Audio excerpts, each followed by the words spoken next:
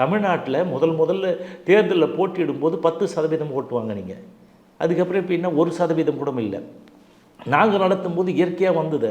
எல்லாம் அவங்கவுங்க சொந்த செலவில் ஆர்வமாக உணர்வுபூர்வமாக வந்தாங்க. இப்போ எப்படி வரீங்க? நீங்கள் காசு கொடுத்து தானே கூப்பிட்டு வரீங்க. காசு கொடுத்து கூட்டின்னு வர்றது மட்டும் இல்லாமல் அவங்க ஏதாவது அடங்குறாங்களா? அவங்க சொல்கிறாங்கல்ல, இந்த இவர் நெறியாளர் பேசுகிறார் சிஆர் பாஸ்கரன். இப்போ நீங்கள்லாம் யாருடைய வளர்ப்பு? ஐயா ராமதாசனுடைய வளர்ப்பு.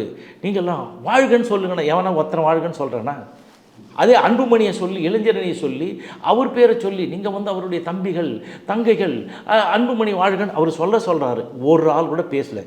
ஆனால் காடு வெட்டி குருவை பற்றி பேசும்போது கை தட்டுறோம். இவங்கள்லாம் ஏமாத்து பேர் வழிகள். இவங்க 2 பேரும் கிடையாது. ஏதோ சாதி சமுதாயம் அப்படின்றதுனால வந்தாங்களே தவிர அதனால் ராமதாஸுக்கு இவங்கெல்லாம் இருக்கிறாங்க, ராமதாஸு பின்னாடி அதெல்லாம் யாரும் இல்லை.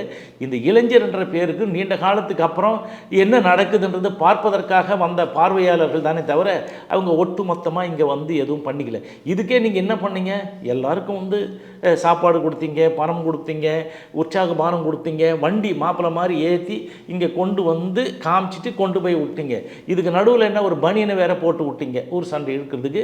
இவங்க வந்த உடனே இதுதானே நடந்தது. இதில் என்ன அட்வைஸ் பண்ணுறாரு? இளைஞர்களுக்கு மாநாடு அப்படின்னு சொன்னார்.